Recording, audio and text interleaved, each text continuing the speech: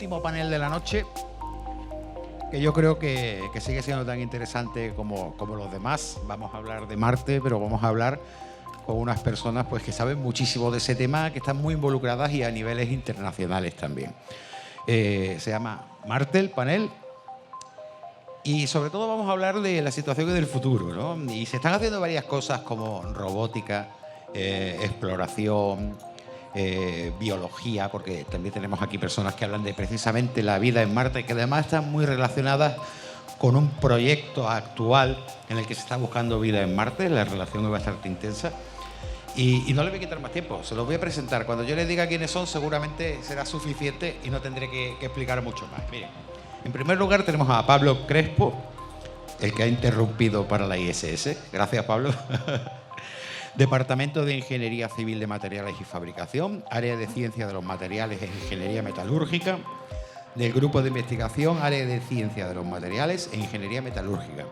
Es ingeniero industrial por la Universidad de Málaga, doctor en Ingeniería Mecánica por la Universidad de Sheffield, Reino Unido, y sus líneas de investigación son caracterización mecánica de aleaciones metálicas, fatiga y estructura de materiales, difracción de rayos X sincrotrón, integridad estructural. Su investigación ha trascendido en el ámbito académico mediante colaboraciones con los líderes de la industria aeroespacial y de materiales avanzados, incluyendo el NASA Joint Space Center para la caracterización de fallos de materiales espaciales, Airbus en investigación de aleaciones ligeras para la industria aeronáutica y Rolls-Royce en la optimización de aleación de usos en motores y otros componentes. NASA, Airbus, Rolls-Royce. Los ingenieros tocáis todos los palos, ¿no? ¿Cómo? Tocáis todos los campos, ¿eh? Sí. También tenemos a Carlos Jesús Pérez del Pulgar Mancebo, del Departamento de Ingeniería de Sistemas y Automática, Laboratorio de Robótica Espacial, del Grupo de Investigación Ingeniería de Sistemas y Automática, es doctor ingeniero en Informática por la Universidad de Málaga, profesor titular en la Universidad de Málaga y responsable del Laboratorio de Robótica Espacial de esta misma universidad, y ha participado en diferentes contratos con la Agencia Espacial Europea y la Comisión Europea. Sus líneas de investigación en la robótica espacial y su investigación se centra en el incremento de autonomía en robots espaciales, incluyendo robots orbitales y de exploración planetaria. Además, ha sido uno de los autores principales del artículo recientemente publicado en la portada de la revista de Science Robotics relacionado con la exploración robótica de túneles de lava en otros planetas. Queda que parece ciencia ficción, ¿eh? Pero es el número 1 la publicación ahora mismo, ¿no? Bueno, salió la portada en agosto y ahora mismo justo acabo de entrar en la página web de Science y es el artículo más visto. Madre mía. También tenemos, un segundo, a José Miguel Vadillo, Universidad de Málaga, Departamento de Química Analítica UMA Laser Lab, del Grupo de Investigación UMA Laser Lab FQM 156. Él es licenciado en Biología, doctor en Química y catedrático de universidad desde 2010.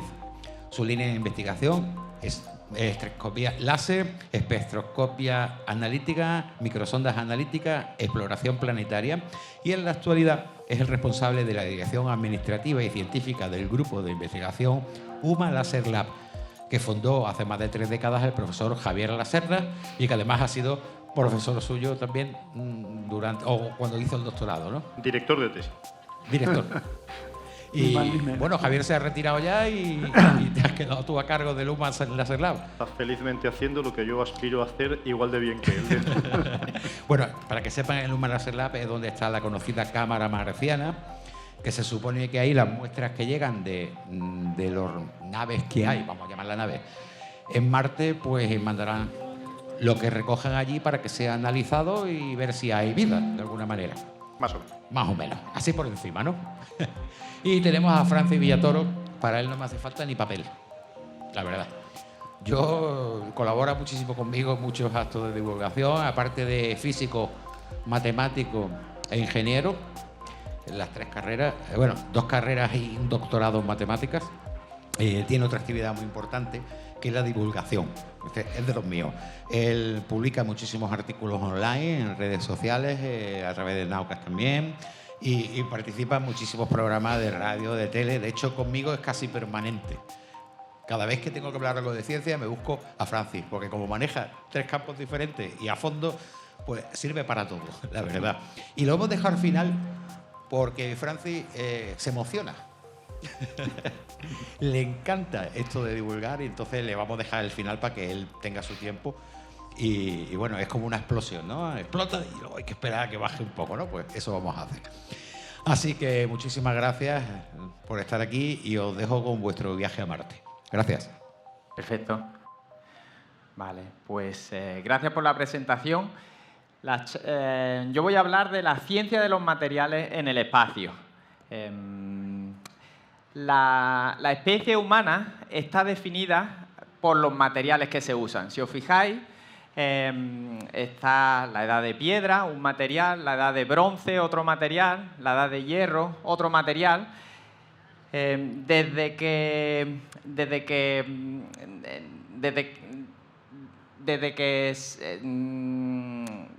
empezó la especie humana, siempre hemos tendido a buscar nuevos materiales.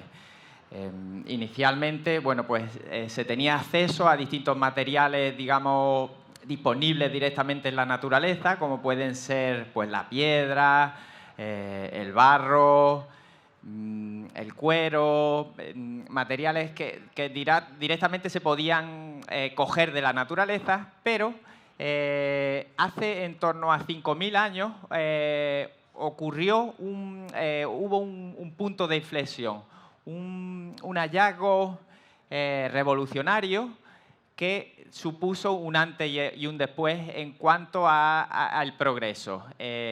Fue el descubrimiento y el desarrollo de las primeras aleaciones metálicas, en concreto de las aleaciones de bronce. Desde entonces, bueno, pues las distintas civilizaciones han evolucionado de la mano de la ciencia de los materiales, no solo con aleaciones metálicas, sino también con materiales poliméricos, materiales cerámicos, materiales compuestos y aleaciones metálicas más avanzadas. Y bueno, la ciencia de materiales justamente va de eso. ¿Quién del público ha escuchado hablar de la ciencia de los materiales antes de venir a la charla esta? Vale, algunos de ustedes han oído hablar de la ciencia de los materiales, pero bueno, no es una disciplina ampliamente conocida por todo el mundo. Bueno, pues precisamente al hilo de la ciencia de los materiales, hace unos meses encontré un pasaje en el Quijote que quería compartir con ustedes, que dice así. Mira, Sancho amigo, dijo Don Quijote al tiempo que contemplaba ocioso el hierro de su lanza y el cuero de su alforja, que no hay cosa en este mundo que no esté hecha de alguna materia, ya sea recia como el hierro, ligera como la pluma, frágil como el vidrio o blanda como la lana.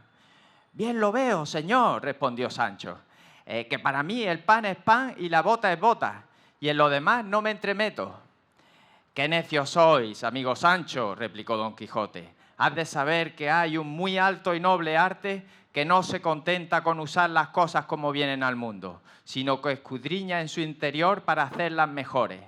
La ciencia de conocer las virtudes y secretos que la naturaleza, con recato, esconde en sus entrañas, en las entrañas de cada sustancia, para luego, con ingenio y picardía, combinar las unas con las otras y dar a luz nuevos inventos. Y justo ahí Cervantes da en el clavo.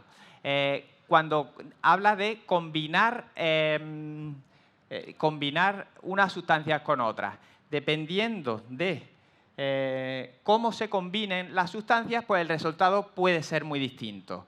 Por ejemplo, aquí vemos un lápiz que tiene en el interior una mina de grafito, y por otro lado tenemos un diamante. Claramente son dos materiales muy distintos, con propiedades muy distintas. En el caso del lápiz, pues el grafito es un material gris, relativamente blando, y el diamante pues es un material, pues el material más duro y brillante en principio que conocemos. Pues bien, ambos materiales están hechos exactamente de los mismos átomos, de carbono. Con lo cual, bueno, pues vemos que, digamos, la forma en que se combinan las distintas sustancias o átomos, pues genera materiales muy distintos con propiedades muy distintas, incluso si, digamos, los ingredientes de partida son los mismos. En la clase de hoy, en estas charlas voy a comentar, voy a hablar del futuro, de aleaciones avanzadas que se utilizan en la exploración en la exploración del espacio y de Marte.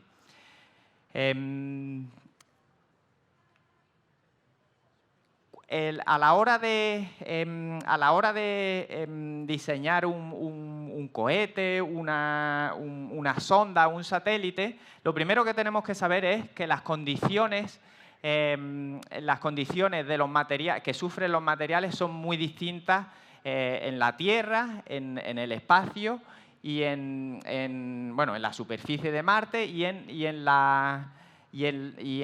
el despegue. Por ejemplo, podemos pensar en la gravedad.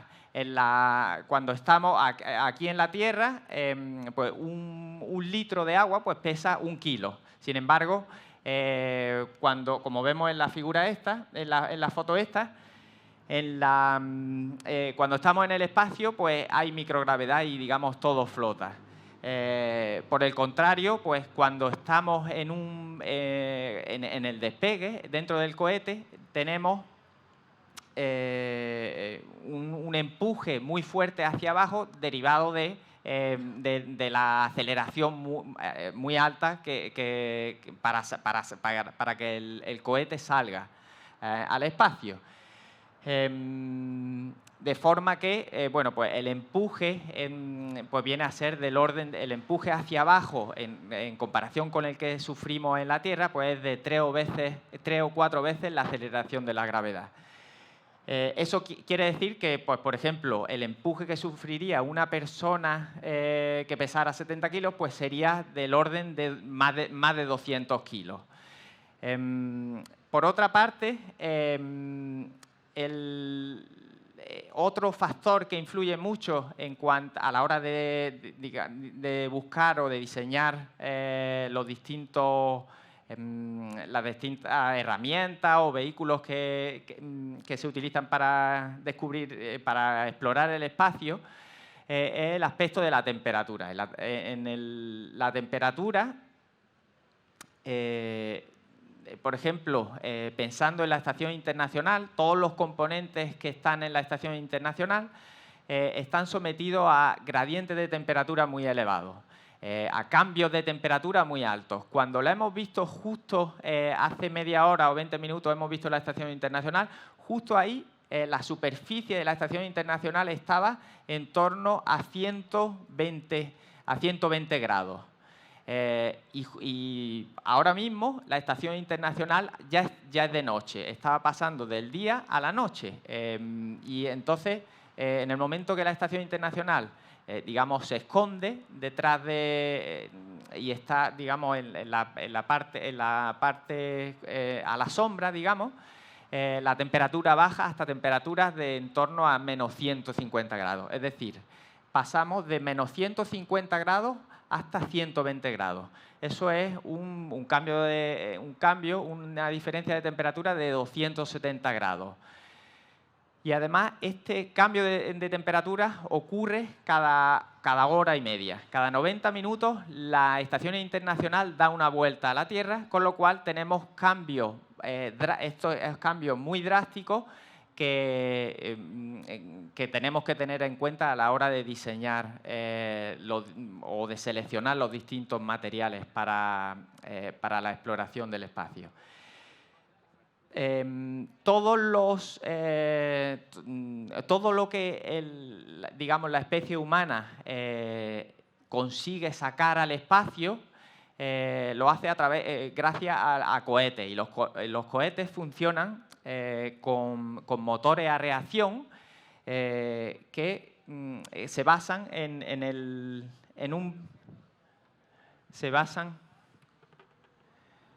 ahí está, gracias. Se basan bueno, en expulsar fluidos en una dirección y, digamos, genera un movimiento de reacción en la dirección opuesta. Y esos fluidos, esos gases, se liberan a través de una tobera que vendría a ser, pues, más o menos la boquilla donde por donde estoy cogiendo este globo. Con lo cual, si yo suelto, pues, bueno, la liberación de esos gases genera un empuje del globo en la dirección opuesta a la liberación de los gases. Y esa liberación ocurre en los cohetes, se llaman toberas. Esas toberas, para mejorar la eficiencia de esos motores a reacción, alcanzan temperaturas de cerca de 3.000 grados. Con lo cual, mi pregunta es, ¿qué material hay que soporte estas condiciones? Que soporte la gravedad normal aquí, gravedad de 3 o 4 veces la gravedad en el despegue, microgravedad en el espacio, cambios de temperatura de 270 grados, picos durante varios minutos de cerca de 3.000 grados. ¿Qué material pensáis que podría usarse justamente para este tipo de toberas? Debería de ser una especie como de supermaterial, ¿no? Bueno, pues ese supermaterial en concreto son las superaleaciones de níquel, que se utilizan justamente en las turbinas.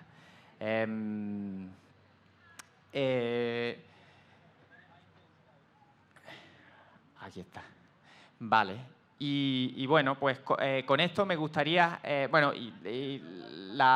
digamos, la ventaja de este tipo de superaleaciones es que, bueno, aunque se descubrieron en el área, en el ámbito de la ingeniería aeroespacial o aeronáutica, se utiliza en muchos otros ámbitos, como por ejemplo, bueno, pues en la fabricación de submarinos.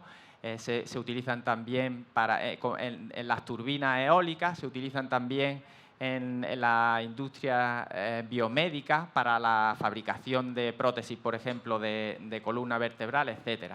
Con lo cual, bueno, pues vemos que desde que la especie humana descubrió y forjó las primeras aleaciones de bronce hasta las más avanzadas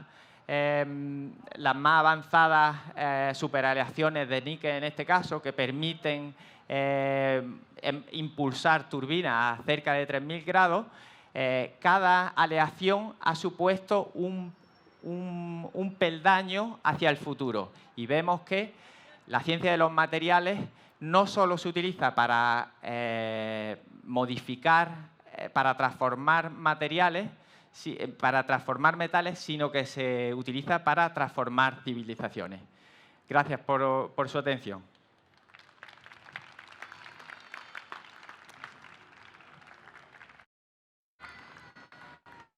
Bueno, buenas noches a todos. Mi nombre es Carlos Pérez del Pulgar, yo soy el responsable del Laboratorio de Robótica Espacial de la Universidad de Málaga y hoy vengo a hablar un poco de la exploración de Marte, pero en el subsuelo. Si me podéis poner la primera transparencia.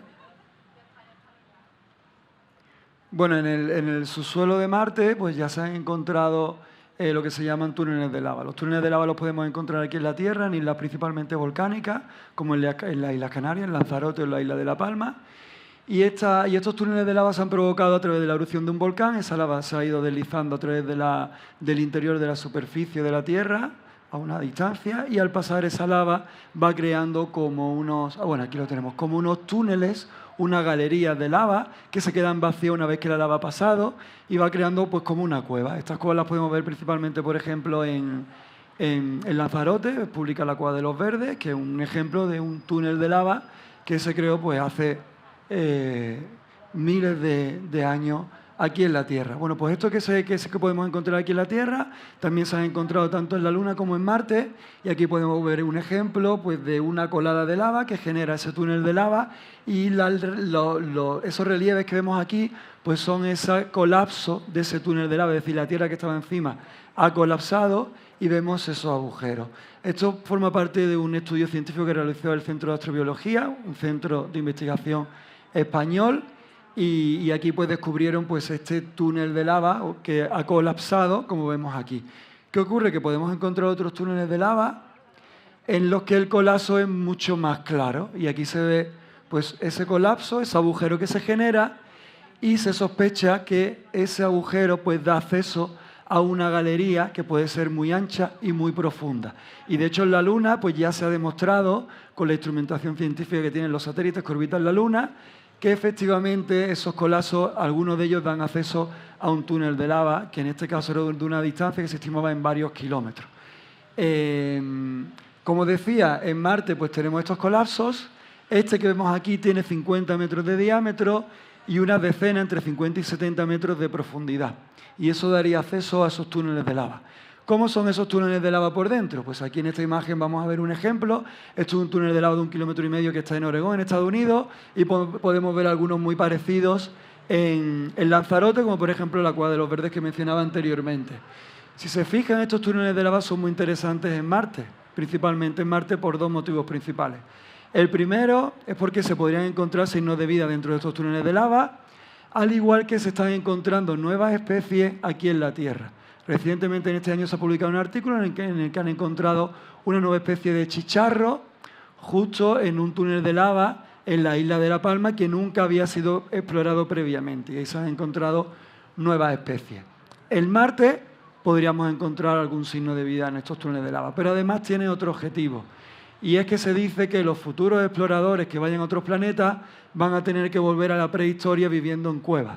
¿Y en qué cuevas? Pues posiblemente en estos túneles de lava. ¿Por qué? Principalmente por tres motivos.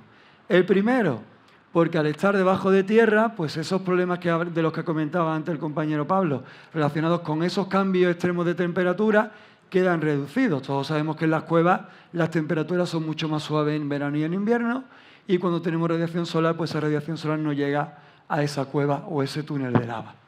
Segundo, por esta radiación. Tenemos en la superficie de Marte tiene una atmósfera muy fina, muy pequeñita, y entonces tenemos problemas de radiación solar y radiación cósmica. Eso nos provoca problemas de salud a nosotros y estropea la electrónica. Si nosotros nos vamos debajo de tierra, recibimos menos radiación, sobre todo menos radiación cósmica. Y por último, vale, ya me acuerdo. Por último, en Marte ya también se han detectado el impacto de muchos micrometeoritos. Si a nosotros nos impacta un micrometeorito, pues nos mata. Si impacta sobre una estructura, la puede destruir. Y la sonda InSight, con ese micrófono que tenía, donde estaba escuchando temblores de la Tierra, descubrió que hay muchos impactos de micrometeoritos en Marte. Esos micrometeoritos impactan en la superficie, pero obviamente nunca van a llegar a los túneles de lava. ¿Qué es lo que ocurre o cómo podemos explorar estos túneles de lava? Pues es bastante complicado. Es muy difícil mandar astronautas a Marte. De hecho, todavía no tenemos ningún humano en Marte. No sabemos cuándo llegarán. Los americanos, la NASA dice que lo van a mandar y que es el objetivo también de SpaceX, ¿no?, de Elon Musk, pero ahora mismo no tenemos una previsión de en qué década llegarán esos humanos. La única opción que nos queda es mandar robots. Los robots, ¿qué nos permiten? Pues nos permiten explorar otros planetas, como ya se está haciendo en la superficie de Marte, sin que corramos el riesgo de mandar humanos, y además lo hacen de una manera autónoma. De hecho, cada vez que mandamos un robot a Marte, cada vez que la NASA, porque son los americanos los que lideran esta parte de las misiones, mandan esos robots a Marte, consiguen dotarlos de una mayor autonomía. Y esa también es una de las misiones de lo que se comenta con los proyectos que tiene Estados Unidos, principalmente a través de SpaceX, la empresa de Elon Musk, que está trabajando en la nave Starship, que probablemente muchos de vosotros la conozcáis. Recientemente hicieron, creo que fue el 10º vuelo, de manera exitosa. Esta nave, fijaros, es capaz de cargar 100 toneladas. 100 toneladas significa que es capaz de cargar 100 coches. O sea, podemos imaginarnos el volumen de 100 coches. Esta nave, cuando esté lista para ir a Marte, podrá cargar de una vez 100 toneladas y llevarlas a Marte. Se dice, y no lo dice cualquiera, lo dice el director de la MES Research Center de la NASA, uno de los directores que además es astrofísico y más conocido de la NASA, que la primera nave de Starship va a ir cargada de robots exploradores. Y una de las misiones de estos robots exploradores va a ser explorar esos túneles de lava donde vamos a poder situar en el futuro pues, a astronautas que, como decía antes, volverán a la cueva. Bueno, y aparte de lo que hacen los americanos, ¿qué es lo que hacemos en Europa? Lo que hacemos también aquí en Málaga. No sé si me puedes poner el vídeo. Bueno, deciros que la Comisión Europea apuesta fuertemente por el espacio y justo en el último programa marco, no en el actual, en el programa marco H2020 que se llama, creó un clúster, dedicó un presupuesto específico para la robótica espacial, porque la Comisión se empezó a dar cuenta de que el uso de la robótica en el espacio es el futuro y que ahí es donde hay... ¿Se me puede quitar el volumen? Y que ahí es donde hay que apostar. Dentro de ese programa financia una serie de proyectos europeos en el que la universidad tuvo el gran honor y placer de poder participar en 2 de ellos, y este es uno de ellos. Este proyecto consiste en la exploración cooperativa con robots en entornos extremos, y el caso que se utilizaba era la exploración de un túnel de lava que pudiera ser en la Luna o en Marte, y nosotros ¿qué hicimos? Pues nos fuimos a un túnel de lava en Lanzarote, que sabemos que hay mucho. En este túnel de lava utilizamos un equipo de 3 robots que cooperaban entre ellos, lo estoy viendo aquí en el vídeo, y definimos una serie de fases. Durante esta fase lo que nosotros quisimos fue demostrar las tecnologías que se podrían utilizar en el futuro para explorar estos túneles de lava en la Luna o en Marte. Como veis aquí en la primera fase, lo que se hizo fue una exploración cooperativa de lo que es la superficie alrededor de ese colapso que ha ocurrido, que nos daría acceso a un túnel de lava. Esa exploración se hizo con 3 robots, 2 de ellos lo que iban haciendo era barriendo la zona alrededor y generando un mapa 3D de la superficie, y otro de ellos estaba equipado con un radar que era capaz de darnos información como con unos 10 metros de profundidad. Y de hecho el radar que se utilizaba aquí es el radar que va dentro del rover ExoMars, que se espera lanzar en los próximos años, que es el rover europeo, el rover que va a lanzar la Agencia Espacial Europea. En la siguiente fase lo que quisimos fue escanear en 3D cómo sería ese colapso, qué forma tendría, porque en la siguiente fase lo que queremos hacer es introducir un robot dentro. En esta segunda fase utilizamos una pequeña cajita que estaba dotada de sensores que nos daba información 3D de lo que ve alrededor. Aquí simulaba la gravedad lunar, porque este proyecto inicialmente fue concebido para la Luna, y la cajita iba bajando, emulando la aceleración que tendría en la Luna, y nos da una representación 3D, que aquí la vemos, de cómo sería ese colapso o ese agujero que nos da acceso al túnel de lava. Y luego, pues en la tercera fase, una vez que tenemos ya el mapeado de la superficie y cómo es ese colapso, lo que vamos a hacer es introducir un robot a través de ese agujero, que es ayudado por otro robot más grande, y lo que va a hacer es rappelling, es decir, se va a colgar a través de un cable o una cuerda para poder realizar esa exploración. Aquí veis el robot que se llama Sherpa-TT. Este proyecto fue coordinado por el Instituto de Inteligencia Artificial de Alemania, que era quien ponía también los robots. Los alemanes, pues como ya sabemos, están muy avanzados en el ámbito de la ingeniería, y ellos construyeron de los 3, 2 robots, que son los que se utilizan justo en esta fase. Coyote 3, este robot es un robot que le llamamos Scout, porque es el que va a ir a explorar ese túnel de lava, y si os fijáis está agarrado, está enganchado con el robot más grande que se llama Sherpa-TT, que es como un robot Sherpa con una gran capacidad de carga, y a través de ese cable pues fuimos capaces de poder introducir este robot a través del túnel de lava y a través de ese colapso. Si se fijan, hay un pequeño brazo robótico que es el que va sosteniendo el cable, y el robot también con el brazo va compensando las fuerzas que se van ejerciendo y va realizando unos pequeños movimientos para no romper ese brazo robótico que sujeta el cable. Aquí vemos claramente, aquí se pueden ver esos pequeños movimientos que les comentaba hace un momentito, y vemos cómo el robot, como Coyote, pues es capaz de descender haciendo rappelling, y fuimos capaces de introducir este robot a través de ese colapso. En este caso era un colapso pequeñito, de unos pocos de metros, y bueno, vemos aquí cómo podemos introducir Coyote 3 dentro de ese túnel de lava. Una vez que está dentro, lo veremos ahora un poquito más adelante, yo me voy adelantando para no enrollarme mucho y no dejar todo el vídeo, pues ya Coyote empezó a explorar ese túnel de lava, el interior de ese túnel de lava, y lo que hicimos fue crear un mapa 3D, hacer una reconstrucción 3D de cuál sería la morfología, la forma de ese túnel de lava, para que en un futuro pues se puedan diseñar asentamientos humanos en ese túnel de lava, o se puedan hacer estudios científicos de cómo se ha podido crear ese túnel de lava y demás. O se podría equipar con instrumentación científica que pudiera buscar algún tipo de signo de vida en el interior. Ahí vemos cómo el robot pues va mapeando, va moviéndose por el interior del túnel de lava y va escaneando. Bueno, este proyecto terminó en 2003. Estuvimos un año prácticamente analizando los resultados y como bueno, muchos de vosotros sabréis, pues nosotros nos dedicamos a realizar la investigación y luego tenemos otra misión que es publicarla, enseñar al mundo lo que hacemos. Pues los resultados de este proyecto fueron, bueno, estuvimos escribiendo un artículo y voy a pasar a la siguiente transparencia. Simplemente comentaros que los resultados de este proyecto han sido publicados recientemente, en el mes de agosto, en la revista Science Robotics. Science Robotics es la revista más importante del mundo en robótica. Es como Vogue para la moda, pues Science Robotics es para la robótica. Y además no solo ha sido publicado, sino que ha sido la portada de esa revista para la entrega de agosto.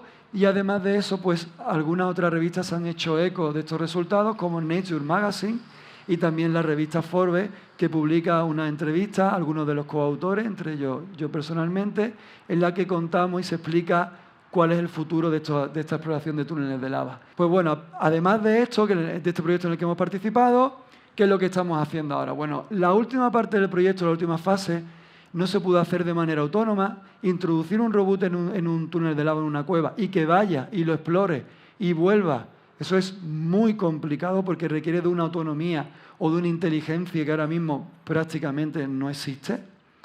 Y en el espacio es más difícil, no voy a entrar ahí porque me podía pegar media hora más hablando. ¿Qué es lo que estamos haciendo ahora? Estamos trabajando en cómo incrementar esa autonomía, cómo poder hacer que un robot sea capaz de entrar en una cueva, explorarla y volver y darnos los datos. ¿Qué es lo que ocurre? Que hacer un experimento en Lanzarote, como se pueden imaginar, llevar todos estos robots allí es muy costoso. Y eso se suele hacer pues una vez cada varios años cuando tenemos una financiación suficiente. Pero resulta que aquí en Málaga tenemos cuevas que son muy interesantes, como por ejemplo la que vemos en este vídeo, que es la Cueva de la Victoria, que es una cueva más pequeñita que está justo al lado de la Cueva del Tesoro. Y gracias a la Delegación de Cultura de la Diputación de Málaga, al Ayuntamiento del Rincón de la Victoria y a algunos investigadores que se dedican a investigar más en el ámbito de los restos humanos y restos prehistóricos que hay en estas cuevas, pues no, como son Cantalejo, ¿no?, que es una persona que es muy conocida aquí en Málaga que se dedica a esto, pues nos han permitido poder introducir nuestro robot y poder investigar cómo podemos incrementar la autonomía de estos robots sin tener que salir de Málaga. Y con esto pues termino mi presentación. Muchas gracias.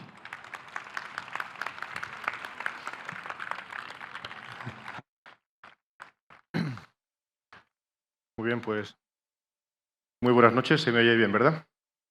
Antes de nada quería agradecer a mis estudiantes que voluntariamente han venido a escucharme, sin temor alguno en que no venir supusiera una mengua en su calificación final. Así que gracias a todos. Y, por supuesto, a todos ustedes por estar aquí a estas intempestivas horas de un viernes. Voy a hablarles... Estoy tapando la presentación. Tengo que darle yo. Empezamos bien. Vale. Pues esto era el título. Voy a hablar de espectroscopias láser, que es nuestro campo de aplicación. Como ya ha comentado Javier en la presentación, hay que ser generoso y además decir la verdad. Yo estoy aquí simplemente dando el fantástico trabajo que Javier Laserna, el catedrático de la universidad ya jubilado, ha hecho para la comunidad científica internacional durante un montón de años. Así que yo realmente estoy aquí pues disfrutando de los honores y del excelente trabajo que han hecho otros, lo que también pues carga sobre mis hombros la responsabilidad de hacerlo, no mejor desde luego, pero cuando menos mantener el nivel. Dentro de las distintas líneas de trabajo que tenemos en el grupo, hace unos años se empezó una línea de trabajo relacionada con la exploración planetaria, que curiosamente empezó, y aquí están las famosas serendipias de la ciencia, haciendo trabajos analizando acero inoxidable a distancia en Acerinox. A partir de ahí empezamos con trabajos con el Ministerio de Defensa, analizando explosivos a distancia y, por casualidades del destino, entramos en contacto con el investigador principal de uno de los instrumentos que voy a contar ahora y se interesó y nos pidió que formáramos parte del consorcio internacional que trabajaba en la misión todavía no lanzada Perseverance, que es la que está actualmente en Marte. El instrumento Perseverance, Carlos acaba de hablar del SpaceX, de la capacidad en coches, en unidades en coches, una nueva unidad espacial que caben en uno de los cohetes de Elon Musk. El robot que hay ahora mismo en Marte, Perseverance, que sigue dando trabajando activamente, pues tiene aproximadamente las dimensiones de un Ford Fiesta, para que se hagan una idea, y pesa unos 700 kilos. Con lo cual, si podemos meter 100 de estos en Marte, pues hemos triunfado claramente. Y este robot, que realmente es un conjunto, yo sabía que esto tenía un puntero, pero no lo voy a tocar para no fastidiarlo más de lo que estoy fastidiando. Este robot tiene una serie de instrumentos, es un laboratorio de laboratorios en el que hay distintos instrumentos que no voy a entrar en detalles, pero principalmente esto que aparece aquí, que es lo que conocemos como SuperCam, tiene el tamaño aproximadamente de una torre de ordenador, para que se hagan una idea, incluye 2 láseres, un conjunto de cámaras, una serie de micrófonos, y ese torre de ordenador permite hacer 7 experimentos distintos que voy a contar ahora brevemente y que están encaminados a una serie de actuaciones sobre Marte, principalmente intentando buscar no vida, sino lo que se conoce como biofirmas y conocer hasta cierto punto la mineralogía y la geología de Marte. Como curiosidad, ya salió un poco el tema, también en el robot, al lado del motor nuclear que tiene, justo aquí abajo, hay una plaquita con los nombres de los investigadores e instituciones que han colaborado de una forma u otra en este robot. Y la Universidad de Málaga y Javier Laserna, y por su extensión, obviamente, Málaga, pues están puestos ahí perpetuados a la posteridad por si alguien que recoja chatarra dentro de N años le da por desguazar lo que es el Perseverance actualmente. Esta cajita de zapatos, esta torre de ordenador, he dicho que tiene varios instrumentos. Me voy a centrar en los 5 experimentos que puede hacer y que están relacionados con nuestro trabajo en la universidad. De hecho, aquí tenía que haber habido previamente una foto que no se carga de la cámara marciana. No sé por qué. Bueno, no pasa nada. Si la podemos recuperar en algún momento, perfecto. En el laboratorio disponemos de una especie de enorme cámara de 12 metros de largo, de acero inoxidable, que permite simular las condiciones marcianas, atmosféricas, de temperatura y de presión, y nos permite reproducir de forma bastante fiel las condiciones de Marte y, por tanto, reproducir de forma fiel experimentos que se están haciendo en Marte y también recorrer el camino inverso, proponer experimentos aquí para ver si se reproducen en Marte o se está viendo allí lo que nosotros somos capaces de ver aquí.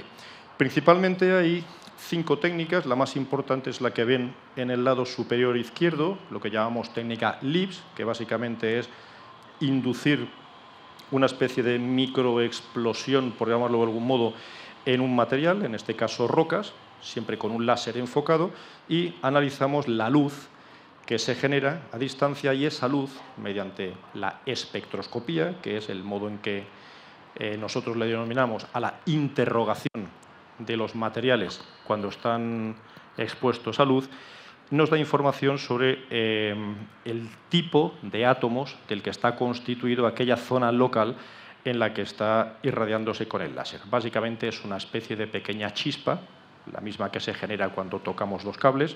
El concepto es exactamente el mismo.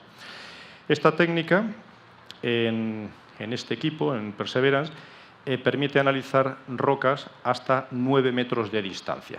Es por eso por lo que en nuestro laboratorio, en esta cámara de vacío, somos capaces de simular estas distancias, porque la cámara tiene hasta 12 metros.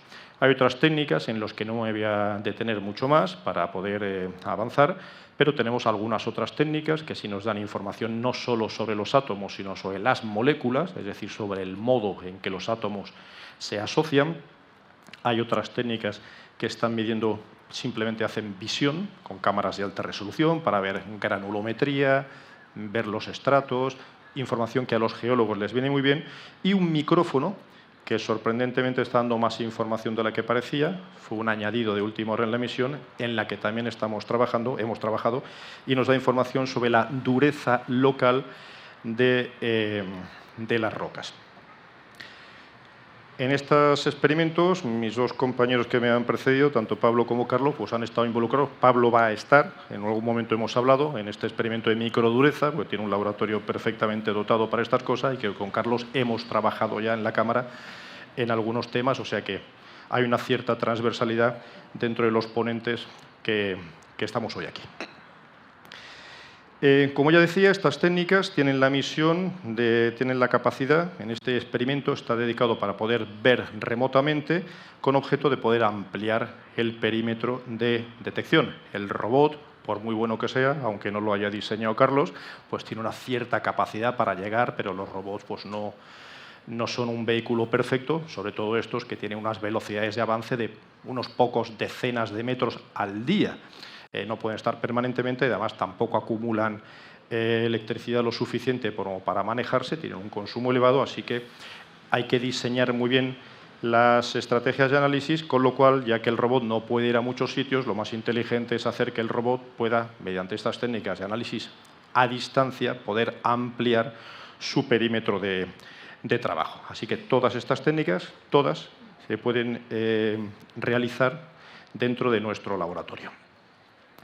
El objeto, como ya he dicho, sin querer entrar en mucho detalle, me van a perdonar por el inglés, pero estamos en Málaga, qué diablos, todos somos bilingües, como todo el mundo sabe, así que es lo que hay. En principio, todas estas técnicas combinadas, hay un efecto sinérgico que se va buscando, cada una de ellas pues, proporciona una pequeña pieza del puzzle de la información que se necesita y combinadas entre ellas las zonas grises, las zonas que no cubría otra, que no cubre una, las cubre la otra, y el objeto final, al final, es conseguir información principalmente, que es donde está el objeto de esta charla, en analizar lo que conocemos como biofirmas. Las biofirmas es un concepto que veremos un poco al final, que une aspectos de la geoquímica, aspectos de la mineralogía, aspectos de la biología, y con estas técnicas en su conjunto se consigue de alguna forma conseguir acercarnos mejor a la realidad que buscamos, que es detectar biofirmas, es decir, situaciones químicas, biológicas que nos permitan asumir que en algún momento ha habido vida, sea del tipo que sea. La situación actual del rover, esto es una especie de Google Earth en versión Marte.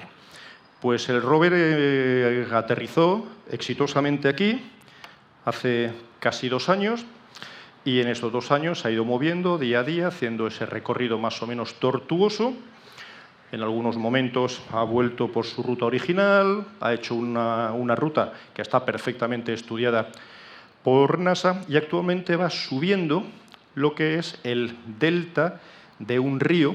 Esta zona se eligió estratégicamente porque allí confluyen 2 ríos y en los ríos pues se supone que al haber sido zona en la que ha habido pues detritos, era una zona que potencialmente podía ser, pues había muchos números, digamos, para que hubiera vida o por lo menos fuéramos más exitosos de lo que se está siendo hasta ahora, todo hay que decirlo, en cuanto a la búsqueda de esta vida.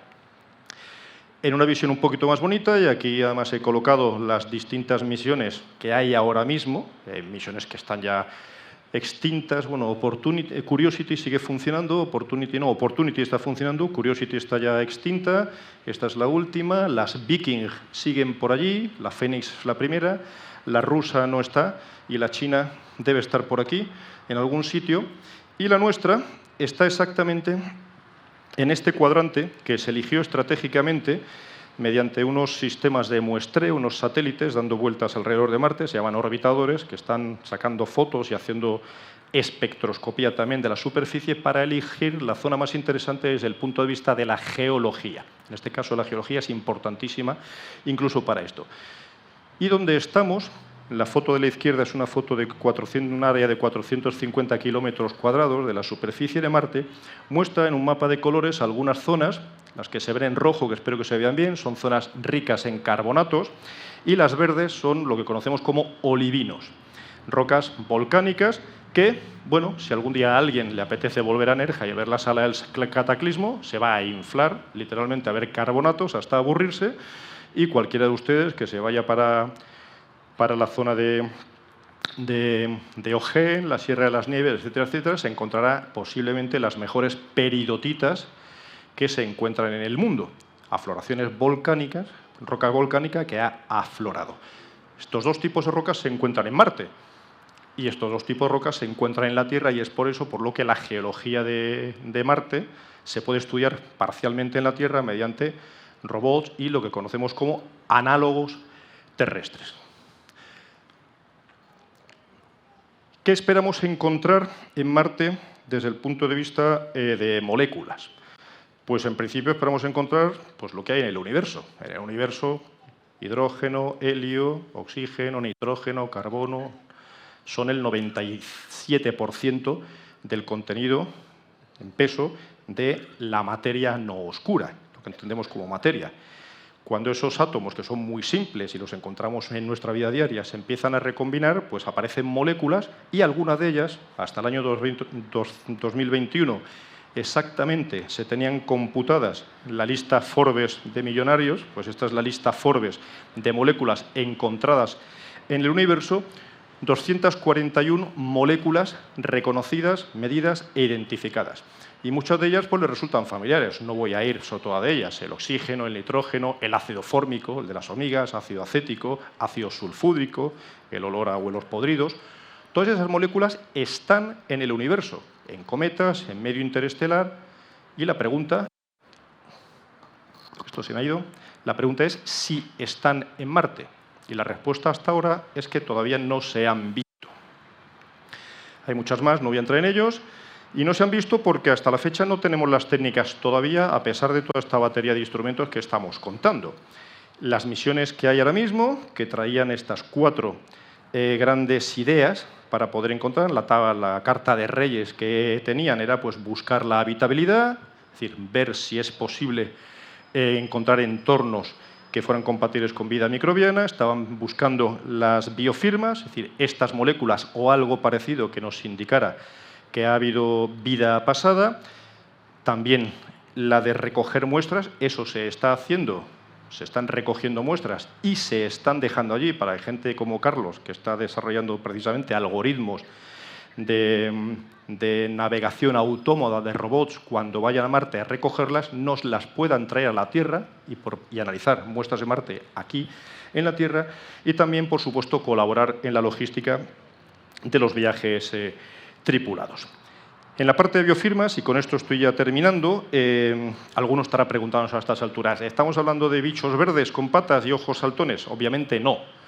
Cuando los astrobiólogos hablan de biofirmas, están hablando de cualquier cosa que sea compatible con la vida o que sea una pista, por muy embrionaria que sea, de la posibilidad de vida. Y eso puede incluir, pues, unos isótopos que puedan aparecer en Marte, un tipo de mineral especial que solo se puede formar en presencia de reacciones asociadas a la vida, incluso las formas de algunas rocas que solo se pueden producir en contacto con vida. O sea, hay estas 4 o 5 situaciones que aparecen por aquí, no voy a entrar en detalles, son los que nos ponen sobre la pista de lo que puede haber allí.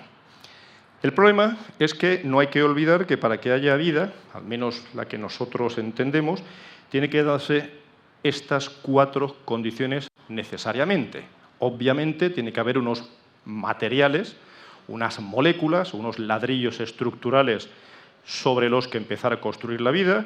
Para que esos ladrillos estructurales se asocien, se acomplen, se compartimenten, necesitamos una suerte de energía, del tipo que sea, pero necesitamos energía para que los procesos químicos se den. Se necesita, en el caso de la vida que nosotros entendemos, la presencia de agua y, por supuesto, se necesitan unas condiciones favorables. ¿Las hay en Marte actualmente? No. ¿Las ha habido en Marte en el pasado? Sí. Marte era una hermana gemela de la Tierra. Marte tenía agua, Marte tenía ríos 25 veces más anchos que el Nilo en su desembocadura, Marte tenía ríos con una profundidad 20-30 veces más profunda que el cañón del Colorado, Marte tiene actividad volcánica. Es decir, Marte era un paraíso para que hubiera vida. Y en algún momento Marte se deshidrató, se enfrió y se ha convertido en el erial que es actualmente. Pero, como suele ocurrir, pues la ciencia intenta ir un poquito más allá. Y las nuevas misiones, la nueva misión europea, ExoMars, en las que estamos involucrados, que despegará, hablaban de 2028, puede que sea 2030 al final, va a ser la primera misión en la que se va a incorporar un trepanador para poder profundizar hasta 4 metros, si no recuerdo mal, en la superficie de Marte. Porque actualmente Marte, que no tiene atmósfera, está expuesta a radiación cósmica y está congelado. En esas condiciones no hay vida. Pero, teniendo actividad volcánica, en Marte hay túneles de lava. Y ligo con la charla de Carlos.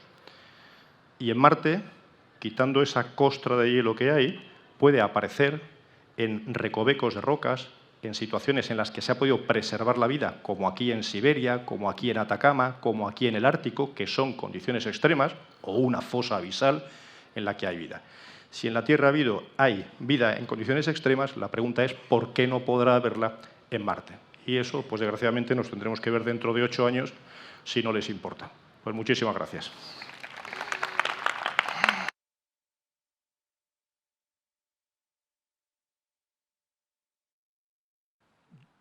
Por fortuna no lo teníamos preparado, José Miguel, pero yo voy a hablar de biofirmas, de biomarcadores. Como muchos ya sabréis, el 10 de septiembre se publicó en la revista Nature un artículo que afirmaba que Perseverance, el rover de la NASA, había observado potenciales biofirmas en el cráter Jezero de Marte.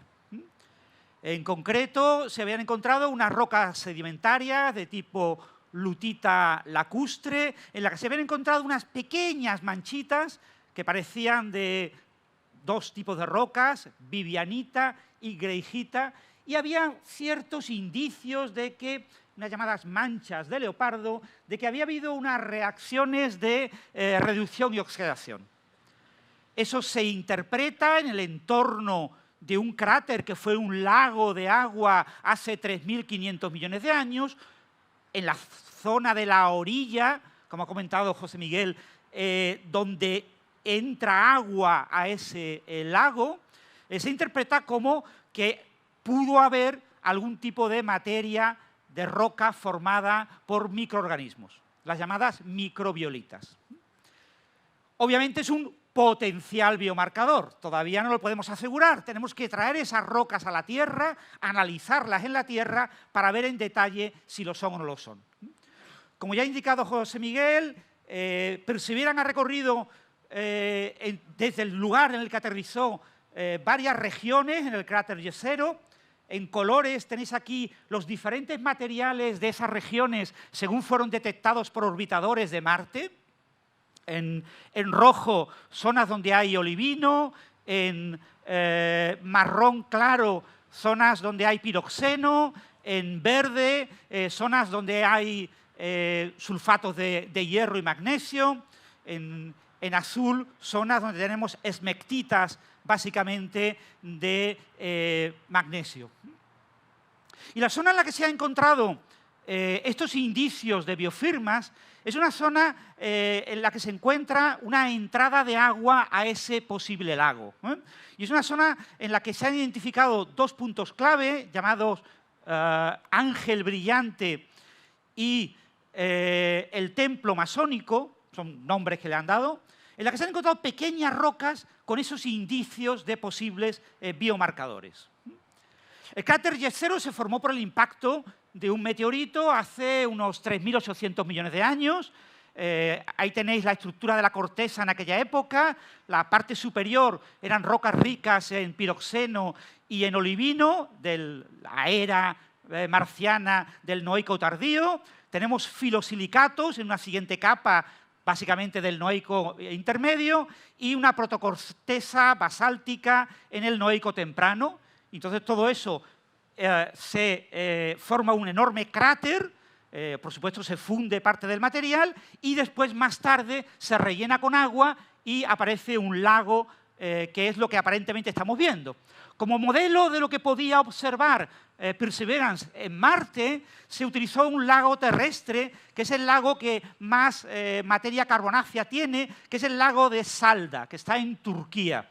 y presenta varias regiones muy parecidas a las que creemos que se encuentran en el cráter Jezero. Entre ellas destaca una región muy curiosa, la llamada isla de microbialitas. Es una región en la que encontramos sedimentos originados por la erosión de microbialitas y encontramos también una isla sumergida a poca profundidad con microbialitas. Estos son las microbialitas. Son unas estructuras, unas rocas que están como manchadas y que son producto de la actividad de microorganismos en la Tierra.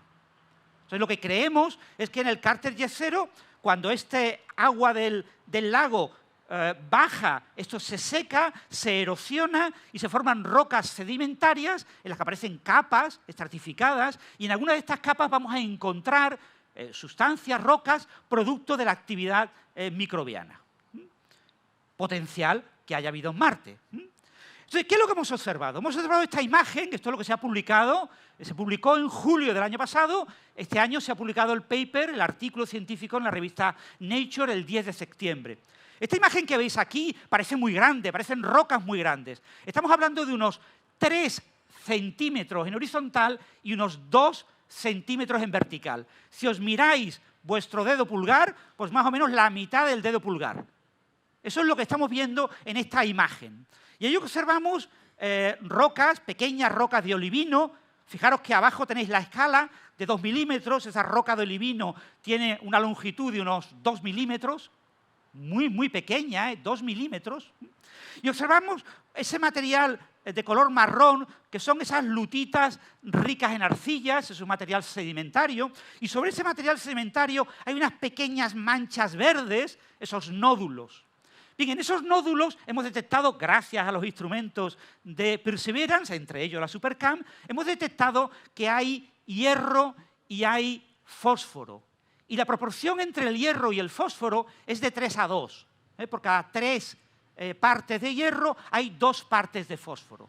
Como eso creemos que es una región en la que las rocas están hidratadas y hay muchos óxidos, pensamos que se trata de vivianita. Eso es los nódulos verdes. Pero lo más curioso, hemos observado lo que se llaman las manchas de leopardo. Son pequeñas regiones. Fijaros que estamos hablando. Los nódulos de vivianita tienen del orden de 100 micrómetros de diámetro, 0,1 milímetros. Las manchitas de leopardo tienen del orden de 0,2 milímetros. Y lo que encontramos en estas manchitas es como un núcleo verde, que creemos que es vivianita, rodeado de una zona más clara, en la que encontramos hierro y azufre. Y creemos que es un sulfuro de hierro, es una greijita. Y alrededor hay como una especie como de línea, eso da la estructura de mancha de leopardo, que rodea a esa zona blanca, donde creemos que también hay vivianita. ¿Cómo interpretamos esto? Lo interpretamos como una reacción química de reducción-oxidación en la que hay un frente de la reacción. La reacción está ocurriendo y se va como propagando. Y eso es lo que creemos que muestran esas manchas de leopardo.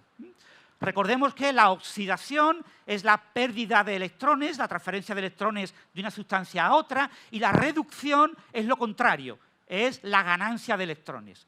La reducción se llama reducción, aunque sea ganancia de electrones, porque es lo contrario a la reducción de la oxidación. Entonces son reacciones de tipo redox, lo que creemos que estamos viendo en esas manchas de leopardo. Y esto es lo que es un potencial biomarcador. Estas cositas de tamaño submilimétrico. La hipótesis clave es que esto no se ha movido, es que esto está in situ. Es que lo que estamos viendo es como era hace 3.500 millones de años. Que hay una serie de estratos que han protegido estas rocas sedimentarias y que solo muy recientemente se han movido un poco y eso ha permitido que Perseverance las viera. Esa es la hipótesis clave. Estamos diciendo, estamos viendo lo que pasaba hace 3.500 millones de años. Y esas reacciones redox tuvieron que estar catalizadas por microorganismos si ocurrieron en muy poco tiempo. Lo que ocurre es que muy cerca de esas rocas hay otras rocas también estratificadas en las que hemos observado que se han movido. han cambiado, tienen diferentes orientaciones, tenemos manchas de contaminación, ahí han ocurrido cosas. En 3.500 millones de años pueden haber ocurrido muchas cosas. También apoya la idea de que son biofirmas, biomarcadores, el hecho de que hemos observado la banda G en algunas de estas rocas. La banda G marca enlace doble carbono-carbono y está asociado a moléculas orgánicas. Pero claro, no sabemos si son moléculas orgánicas producto de moléculas orgánicas que vienen de asteroides que caen en Marte y que han traído esas moléculas orgánicas, o si son producto de los microorganismos que pudieran existir, esos potenciales microorganismos. Así que lo que vemos en el cráter Jezero, en esta región muy concreta, se llama Chelyaba Falls, las cascadas de Chelyaba, creemos que es exactamente esto. Rocas de este tipo, microbialitas, en un entorno lacustre de baja profundidad, cerca de la orilla, que más tarde el agua se retira, se erosionan, se sedimentan y vemos esas estructuras. Fijaros la imaginación de los geofísicos que analizan esto. Por tanto, tenemos un potencial biomarcador y tenemos que confirmar todo. No es seguro que hayamos visto Vivianita y Greyjita. Puede que sí, puede que no. No es seguro que hayamos visto reacciones redox. No es seguro que la datación en 3.500 millones de años sea correcta. No es seguro prácticamente nada. Por eso necesitamos traer estas muestras a la Tierra. Estas muestras, se han tomado muestras, se han encapsulado y esperamos que una futura misión recoja esas muestras, las traiga a la Tierra y entonces podamos hacer un análisis detallado, completo, en laboratorios geoquímicos muy avanzados y garantizar que todas las condiciones que apoyan la hipótesis de que esos son potenciales biomarcadores de verdad son correctas y de verdad son un biomarcador.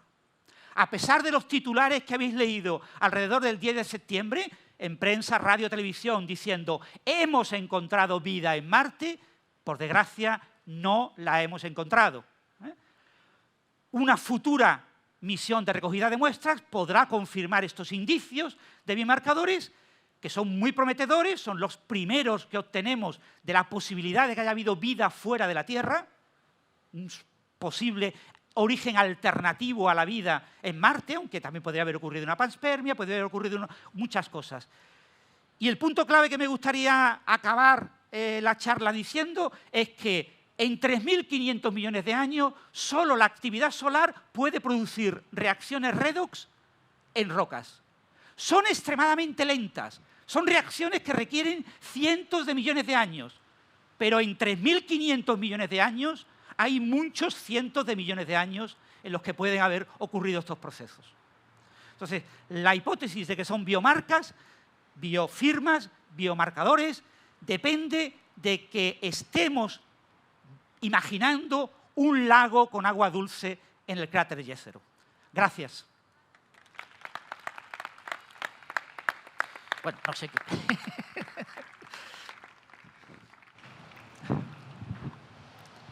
Bueno, hemos acabado ya, un poquito tarde. Yo no sé, pero yo estoy muerto de hambre, no sé cómo están ustedes. Yo como el presidente y todavía no he cenado. Bueno, pues daros las gracias a Pablo, a Carlos, a José Miguel, a Francis y a todos ustedes porque están aguantando tela. Es decir, me refiero por el horario, el tema es muy interesante, pero otros años yo creo que a esta hora habría sido más difícil. Hoy tenemos que tener en cuenta que aparte del horario también está la competencia de Comic Con y, oye, no ha estado nada mal en el conjunto de la noche. Quiero agradecer aquí a todas las organizaciones científicas, a la Universidad de Málaga y la Fundación Unicaja, porque, bueno, gracias a ellos pues se hace no solo la Noche Europea, sino también Hablando se entiende la ciencia, ¿no?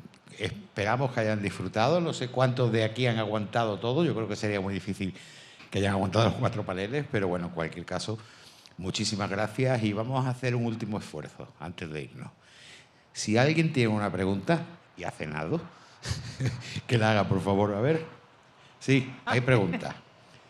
Aquí una chavala, aquí en primera fila. Sí, ahí al principio. Tengo que hacer así porque si no con los focos no veo nada.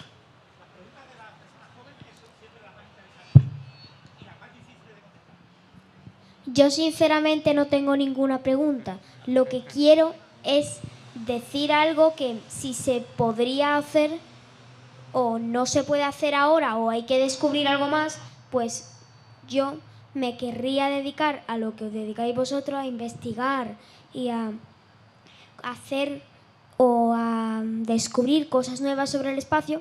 Y yo lo que me gustaría inventar es un cohete que tenga como la gravedad de la Tierra, como si estuvieras tú en tu casa. Sobre todo para los nuevos astronautas que viajen por primera vez al espacio, para que se sientan como en sus casas y que no se sientan fuera de su casa, fuera de la Tierra, para que así se vayan acostumbrando a estar en el espacio y que no haya problema, para que se sientan mal y eso. Y que yo inventaré, o alguien de la Junta de Científicos Astrónomos, me gustaría que inventara a alguien un mecanismo que haga la gravedad similar a la Tierra para el cohete, que no estén volando todo el rato, para que los astronautas nuevos se sientan mejor.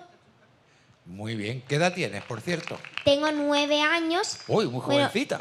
tengo 8, pero voy a cumplir 9 dentro de poco. Yo creo que te da tiempo, ¿eh? Seguro, ¿no? ¿Quién va a contestar, Carlos? ¿O José Miguel? ¿O... Hay Tiempo algunos le da. experimentos. Tiempo le da, ¿verdad? Hombre, por supuesto. Y le dará tiempo a ver a lo mejor los humanos en Marte. Nosotros no sabemos, pero bueno, ella yo creo que tú seguro que sí. Bueno, hay algunos experimentos donde que intentan utilizar la fuerza centrífuga. Entonces sería como una nave que va girando, donde los seres humanos van ahí colocados. Entonces al ir dando vueltas, esa fuerza centrífuga emula la gravedad de la Tierra. Depende de la velocidad a la que gire. Realmente es como que esa fuerza centrífuga te va a llevar hacia el suelo, hacia el borde, y tú podrías estar ahí, pero sí es cierto que estarías dando vueltas. Tú no lo vas a notar, no te vas a marear, pero estarías dando vueltas. Y de hecho hay una película que no recuerdo cuál era, donde había una nave que funcionaba así y se veía como los humanos Sí, estaban en dentro. casi todas las naves, las películas de ciencia ficción, las naves tienen como un aro que va dando vueltas Eso es. y que van caminando y a jardines. No sé Eso si es. lo has visto. En la alguna ciencia película. ficción ya existe. Ya existe. En las películas seguro. Sí, la más famosa es 2001, una odisea en el espacio, que tenía una nave circular. Espera, Se ven Francis, un cómo momento. corren por la nave, ¿no? En 2001 has dicho, ¿no? Es que no tenías El micro. ejemplo este de la fuerza, si coges un cubo de agua y una cuerda y le Efectivamente. das vuelta, el agua se retiene. O sea, el cubo, el agua queda como agarrada al cubo, porque al dar vueltas con la cuerda al cubo, generas una fuerza centrífuga que hace que se mantenga el agua dentro, ¿no? Y ese es el fenómeno por el cual tú puedes, con una aceleración, imitar la gravedad. El gran problema de todo este tipo de tecnologías es el enorme coste energético que tiene conseguir aceleraciones similares a la de la Tierra. Es más fácil hacer que los astronautas pues, hagan ejercicio todos los días para mantener su musculatura y para estar sanos.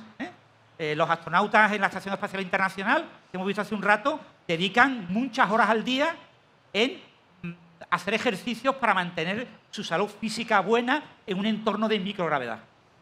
O sea, eso es mucho más barato que simular la gravedad terrestre, pero en un futuro, seguro con investigadoras como tú, se logrará que haya muchas naves que sean confortables en cuanto a la gravitación para los astronautas.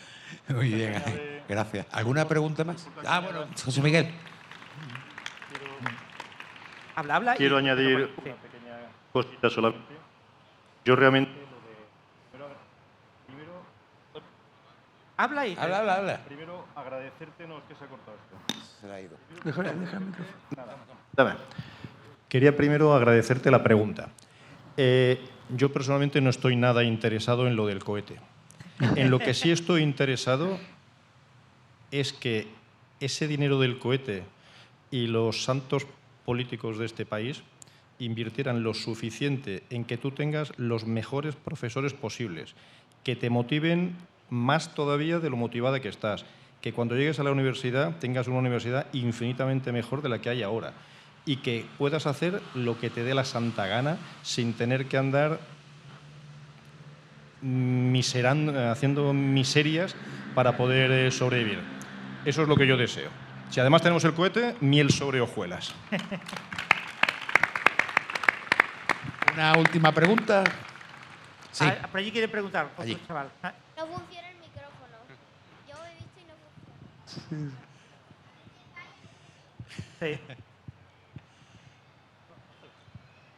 Lo que yo quiero decir no es una pregunta de verdad, pero también supongo que si se hace esa tecnología para la gravedad artificial, ahora hace falta 2 en cualquier cohete o algo, porque si no, la nave espacial empezará a girar en la dirección contraria en la que gira el anillo, supongo, ¿no? Carlos. Bueno, O la idea básica es, imagínate que tienes un anillo y tú te mueves en una cierta dirección. Entonces el anillo es transversal, perpendicular a la dirección de movimiento. Por lo que el anillo va dando vueltas, y entonces que dé vueltas en un sentido, que dé vueltas en otro, no afecta al movimiento de la nave. Porque la nave va moviéndose transversalmente. Claro. Imagínate, pones un pequeño aro en un tubito y mueves el aro a lo largo del tubo. Pues el tubo marca, digamos, la dirección de movimiento y el aro es algo que puedes rotar alrededor del tubo sin afectar a la dirección de movimiento. Bueno, yo creo que si simplemente tanto ella como él en un futuro se dedican a esto, creo que todo el esfuerzo Claro, que habéis pues, hecho, merece que la hemos pena. hecho en Hablando se entiende la ciencia, merece la pena. ¿Verdad? Desde luego. Simplemente con Claro. ellos dos. Yo ya me daría por satisfecho. Otra pregunta por aquí. Hola. Sí. Hola. Hola. Hay una mezcla, un comentario y una pregunta. El comentario es que soy organizadora de NASA Space Apps aquí en Málaga, un hackathon a nivel mundial que permite a cualquier persona, no importa su nivel de conocimiento ni su edad, involucrarse a solucionar problemas reales de la NASA.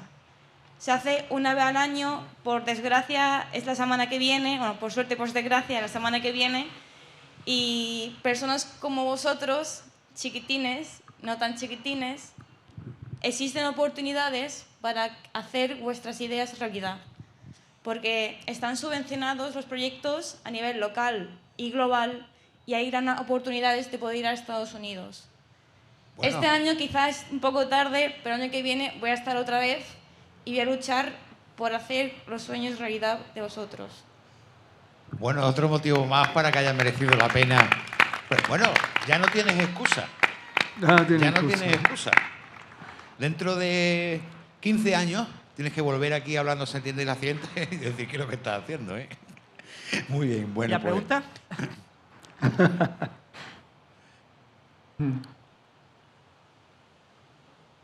Hola. Ahora. Hola. ¿Qué materiales locales de Marte, regolito, óxidos, hielo, tienen más potencial para construir hábitats o fabricar piezas? Te ha tocado, Pablo. Pablo. Habla. Pues la verdad que no te sabría contestar. Esto quiere decir cualquiera de ellos, ¿no? Sí. Es verdad que no.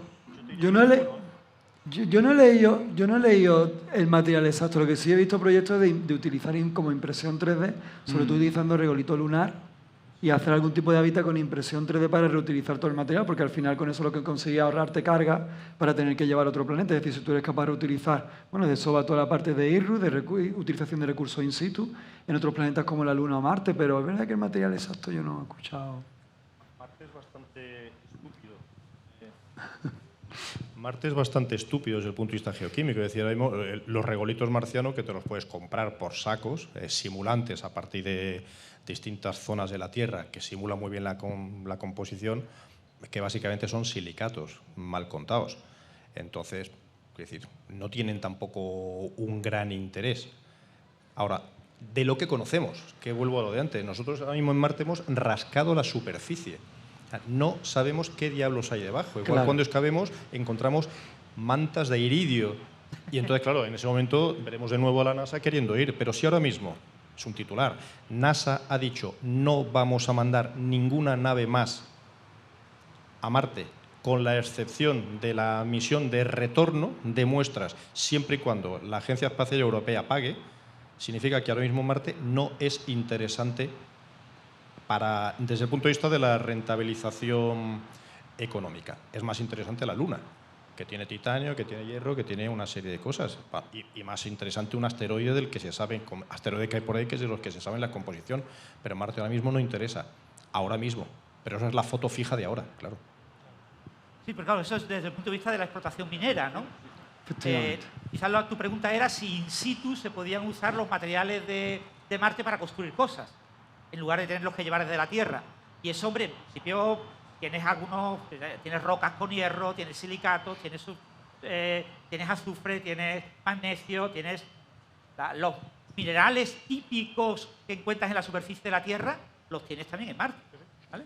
Ahora, tienes que hacer minería, ¿vale? No es cogerlos del suelo y los tienes, sino que tienes que procesarlos un poquito, pero sí puedes utilizarlo para hacer habitáculos, entornos en el mundo marciano, utilizando recursos de allí sin tenerlos que llevar de la Tierra.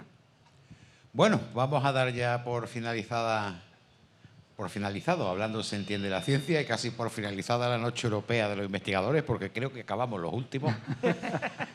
Y muchísimas gracias a todos por atendernos, y el año que viene esperamos también contar con ustedes. Muchísimas gracias.